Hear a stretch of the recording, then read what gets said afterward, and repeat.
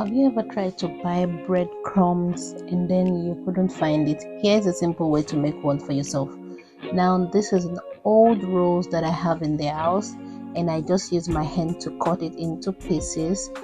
Then I put it in my air fryer. You can also use the oven for this, but I feel my air fryer is the simplest and most easy way I can go about it. So here I just tune the air fryer to about 15 minutes, and then I put it there, and then now it's dry in less than 30 minutes. I can even use my hands to break it. So there are two methods you can use for this. You either choose to use your potato masher to match it up, like to grind it, if you don't have a food processor. But I find the food processor very easy. But I'm also going to show you this. The bread is so dry, you can use the potato masher to do this also, but it will take quite some time. So I'll go for the food processor, which will make it very fast.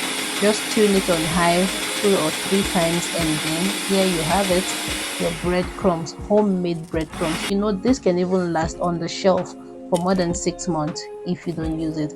And I pack it in an airtight bag, and I seal the bag and keep it somewhere that is warm in my kitchen. I don't even have to refrigerate or do anything. It can stay like that for months before I start using it. There are different things you can use breadcrumbs for. I'll show you in my next video.